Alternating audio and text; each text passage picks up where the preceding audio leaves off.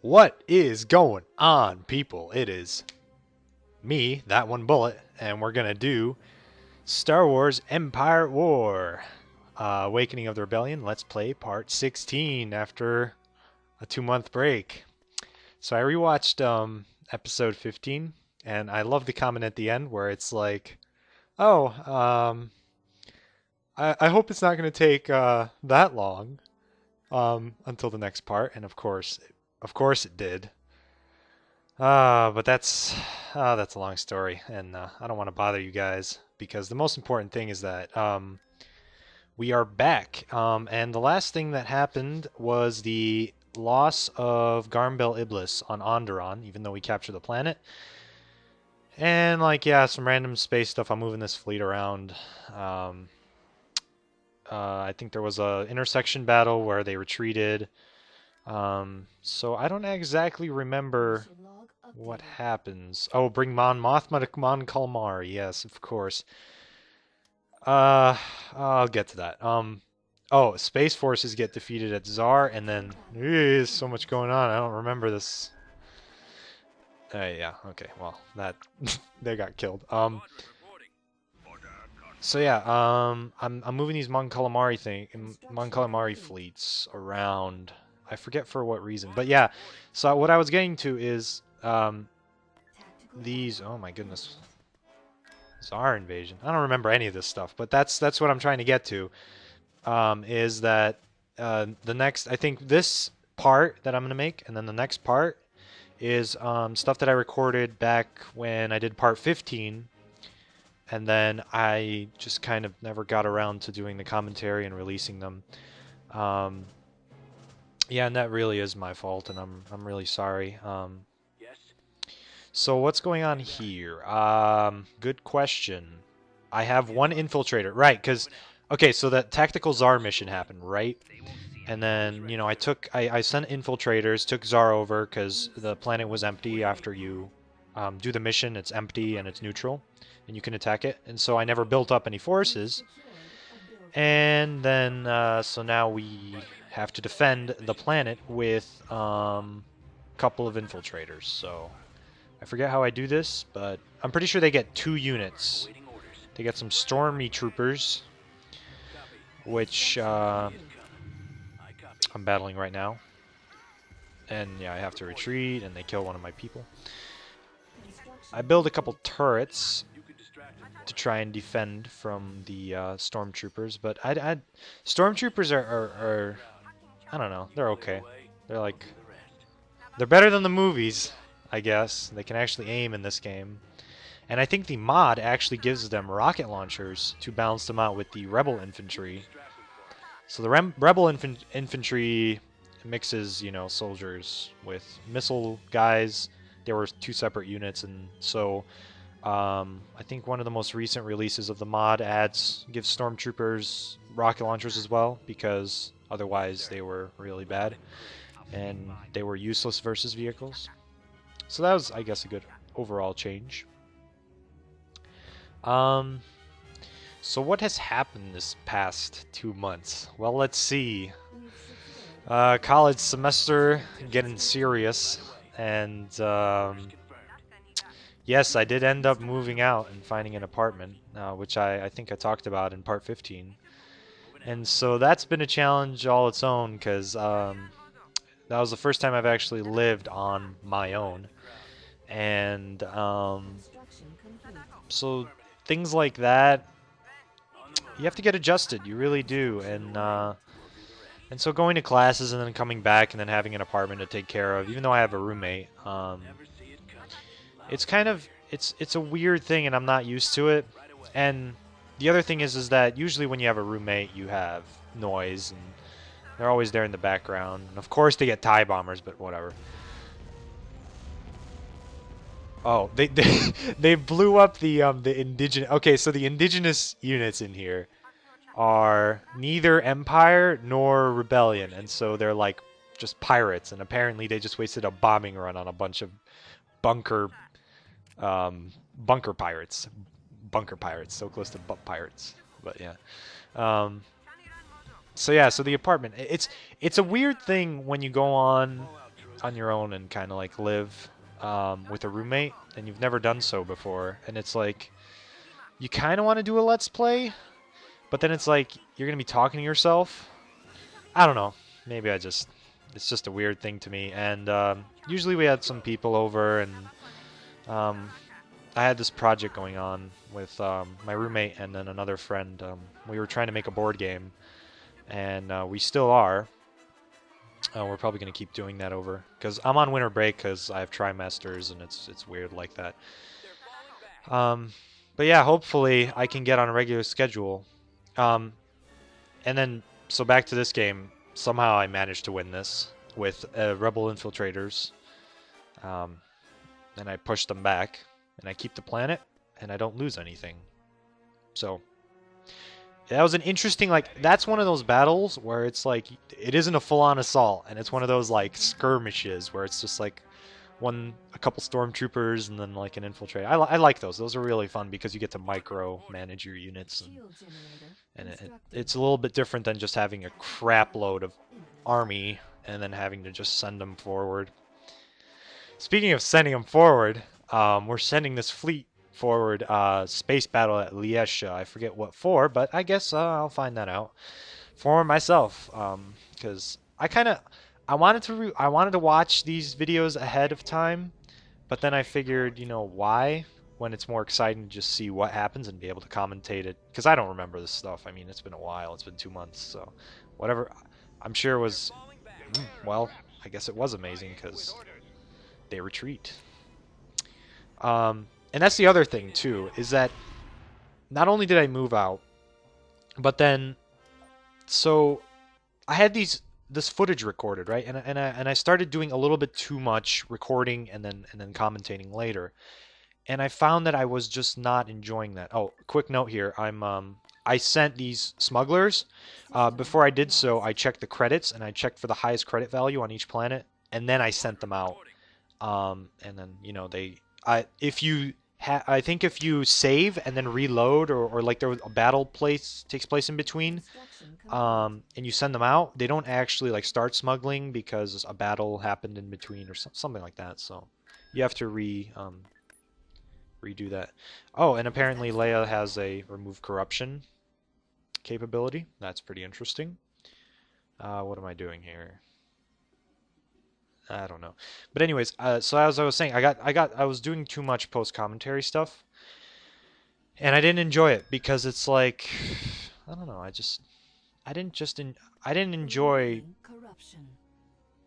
just commentating without playing. I really like the live commentaries, and I'm definitely, once I get done with this footage, because, you know, I have to, because it's continuity, and then you'd skip some stuff and you wouldn't know what happened. So I'm going to finish off these clips. They're probably, I think, next 2 parts maybe are going to be post commentary, and then that's it. Everything else is going to be live commentary, because I just enjoy live commentary, and it's just way more fun and a lot more. My reactions are genuine, like, because these reactions are genuine only because I don't remember what the hell happened. But if I just played it and then I do a post commentary, it sucks. It really does, because it's just like, I know what happens. There's nothing interesting to talk about. I usually have to fill it with like random talks. I don't know. So what am I doing here? Attacking an intersection, apparently. Oh, they block my space at Jomark. Ah, yes. Oh man, I reminded myself about something that's about to happen. That sucks, but oh well. So I get those new fighters to go after that Venator. I think it's a Soul Venator. And then I don't know what I'm doing here. Attacking an intersection. I think there's a hero you get. I have a feeling that's why I'm attacking this. So, okay.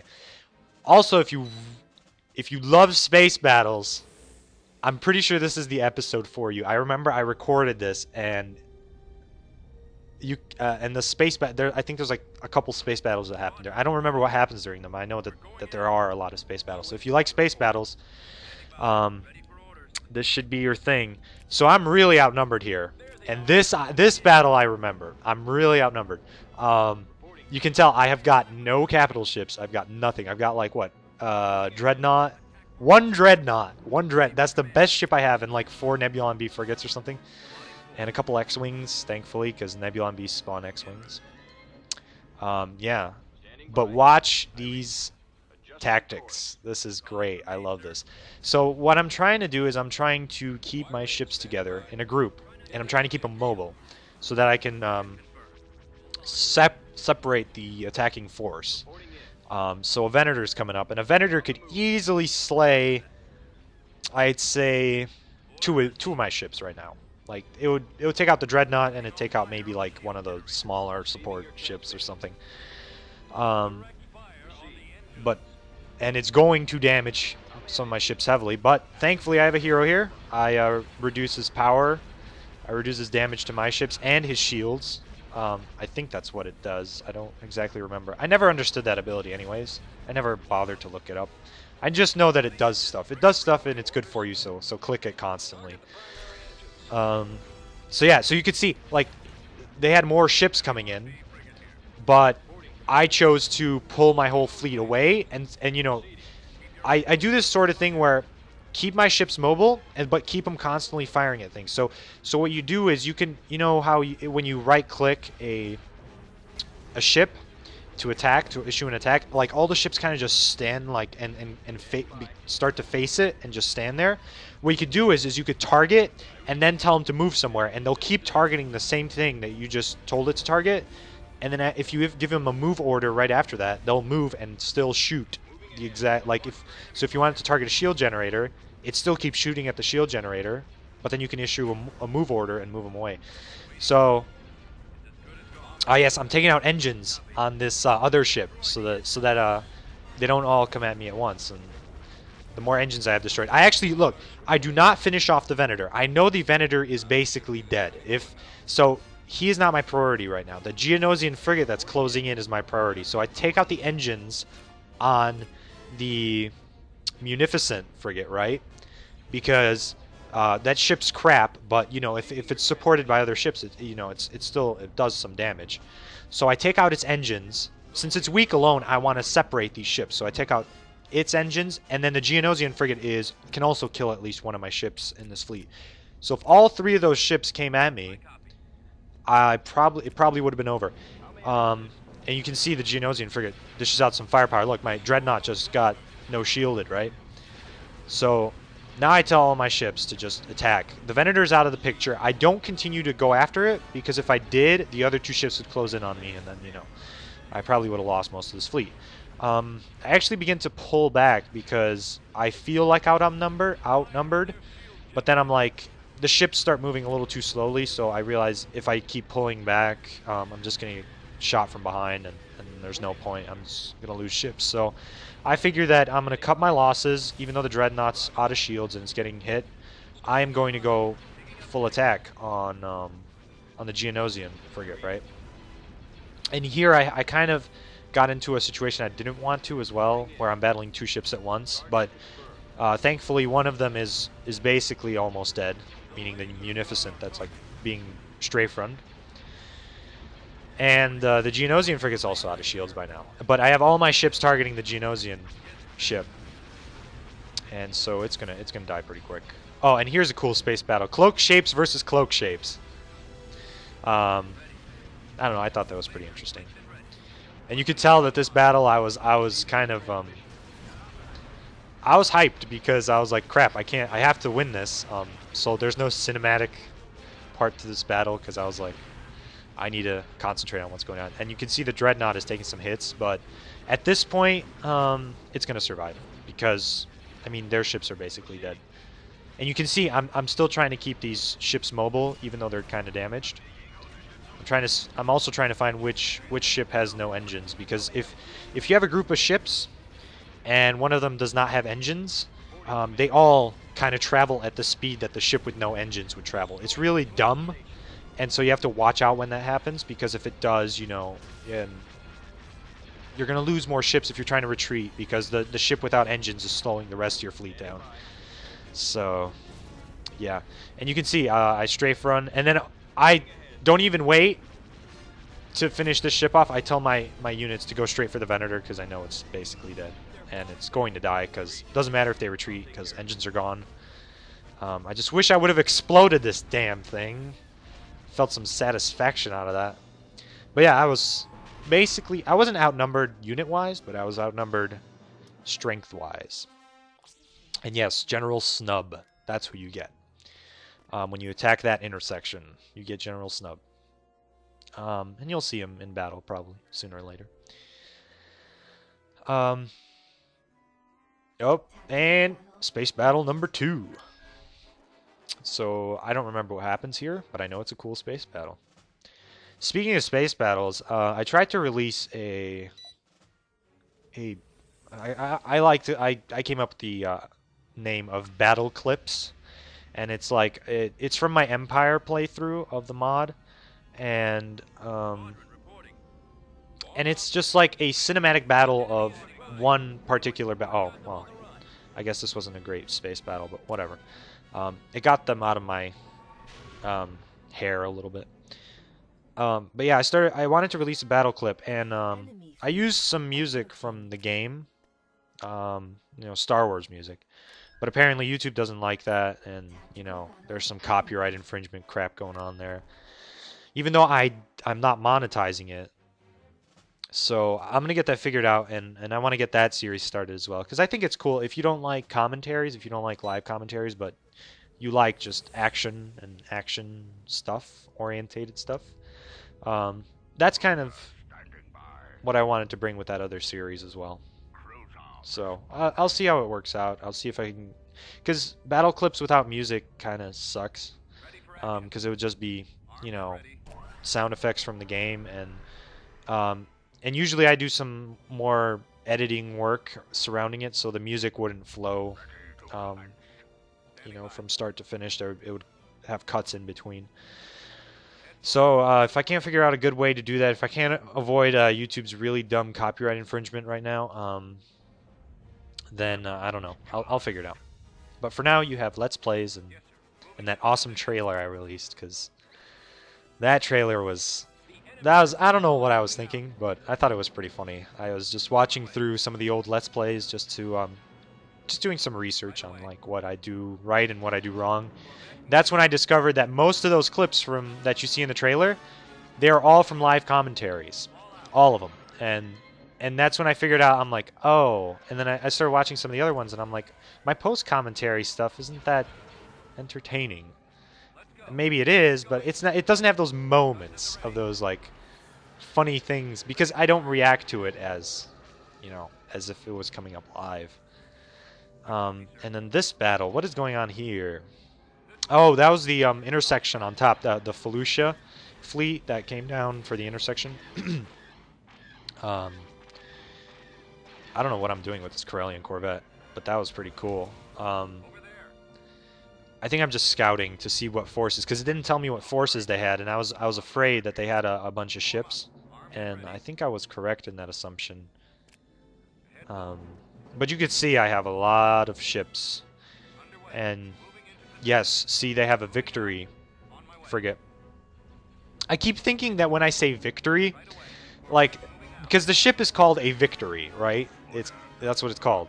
But whenever I felt like I watched some of the old Let's Plays, and I was like, when I said Victory, I don't think I contextualized it. So I think like maybe people were thinking that when I said Victory, I meant the word victory, and like, oh, like that victory is over or something. I don't know, whatever. But that's just something funny. I always keep thinking back to that moment whenever I see that ship now. It's like, it's a victory, and we're victorious.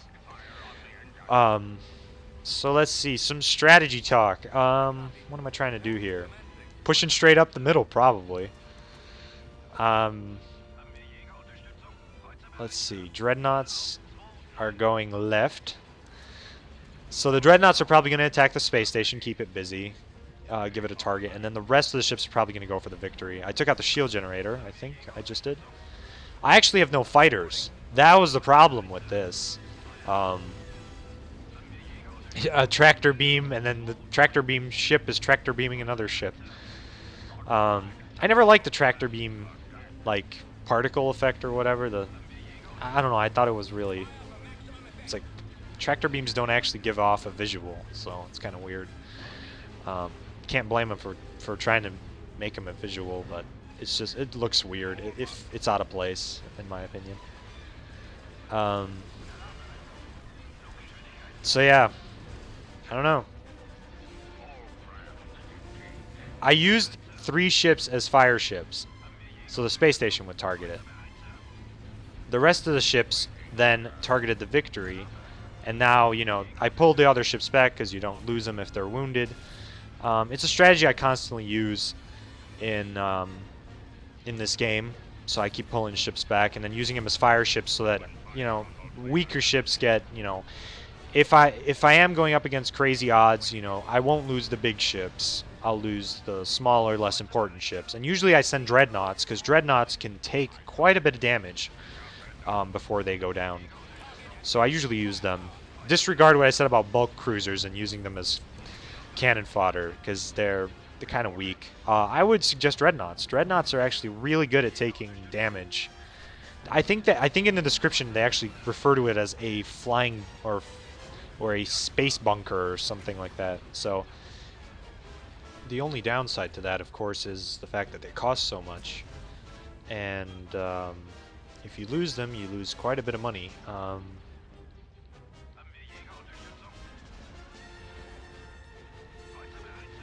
And plus, they have that ability that I just used basically, which is power to weapons.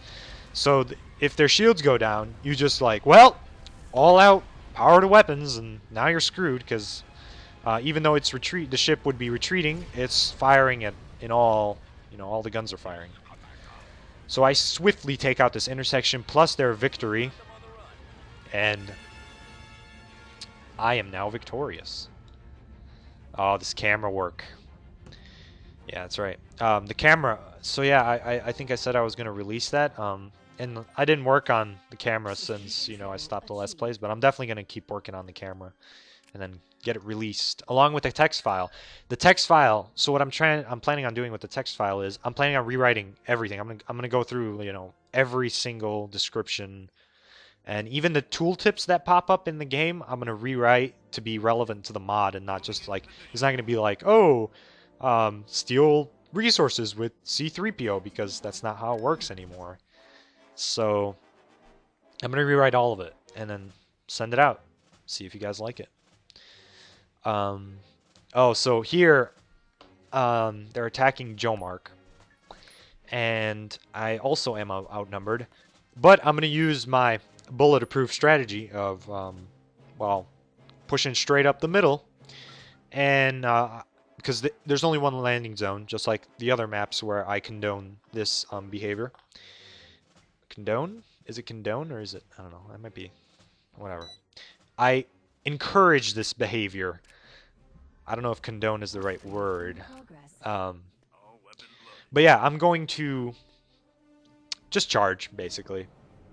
Just charge their one landing zone, and I might lose some things, but it's better than sticking back, because I'm pretty sure I discussed this before. They're just going to start bomb running, and calling in bombing runs, and just blowing you from space. Ha ha ha. No. Blowing things up from space with the orbital bombardment. I'm definitely going to start calling that blowing you from space now. That's definitely something that's going to happen. So yeah, I lose a couple tanks. But I'm trying to get my infantry up to the landing zone so I can capture it, just like I usually do. Did I mention that the speeders have rockets that target anti-aircraft? Because that's why those TIE fighters just dropped like they did. All those tanks have anti-air launchers on them. And so they all died. And this guy's like, oh, I can't retreat. And then he gets blown up. Oh, the pathfinding. Oh, and then, yeah, the LATs get look, you see that? No match for Rebel tanks. And then that annoying feature. The LATs, so you saw what just happened there. When it descends to drop off troops, the AI still targets it as if it was in midair. So it's like shots get missed or something. And you can see I think I took them out before they could land any more troops. So I'm sure they have more in reserve, but they actually, you know, their landing zone's gone. They're one and only. So that's it. And then take out some some veteran elite stormtroopers, which come with shield generators, which is pretty cool. I like that feature.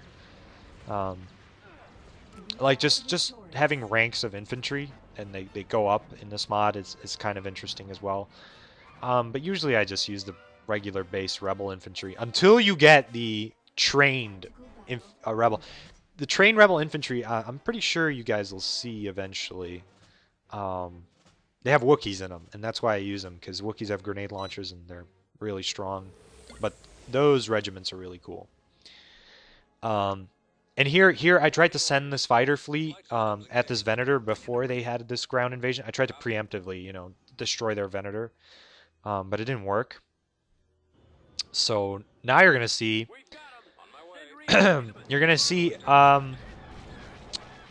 Rebellion fighters ROP, the instruction guide, the demonstration of why I think this is true.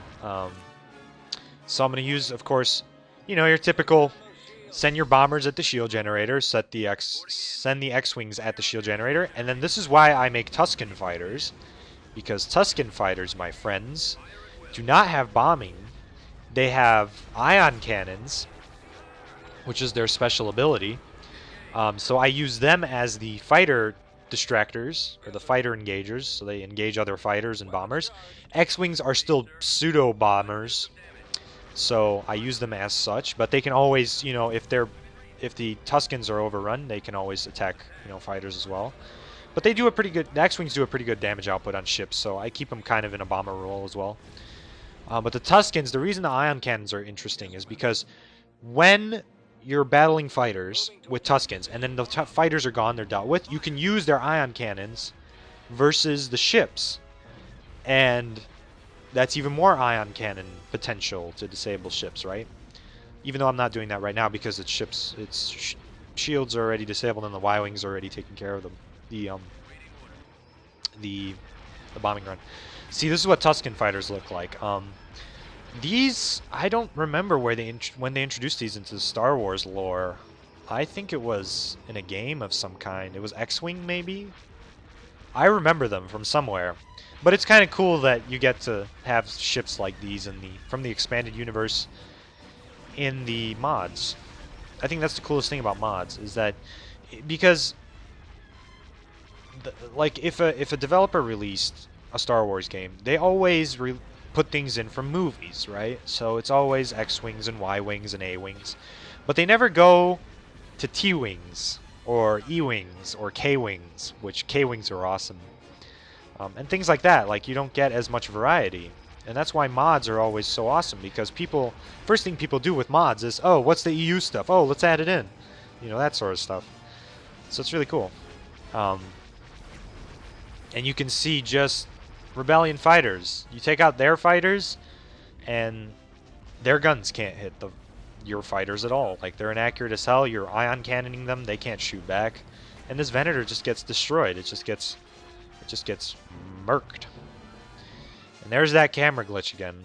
I have to fix that. I don't even know how to fix that. Like, I'm learning the coding for this game as I make things, which is the best way to learn things, through mistakes and experience, I've found out. So if you're gonna learn something, just go ahead and just do it. Don't look at a tutorial. Don't look at Jack. Well, okay, look at some tutorials to get a general idea of, like, if you don't know how to code, well, maybe you should learn that first. But other than that, like, just go in and just start messing with stuff. You can make your own mod. I just don't have the time for making my own mod. I totally would. But I just don't feel like it. And I'm not a modeler. I can't model that well. So, yeah. But that about does it for this part. Part 16, saving it. I'm going to join you guys back for part 17. It'll be another commentary after the fact, post commentary. And yeah, that's about it. So I'll see you later, and hope you had a nice Thanksgiving. Yeah. Bye-bye.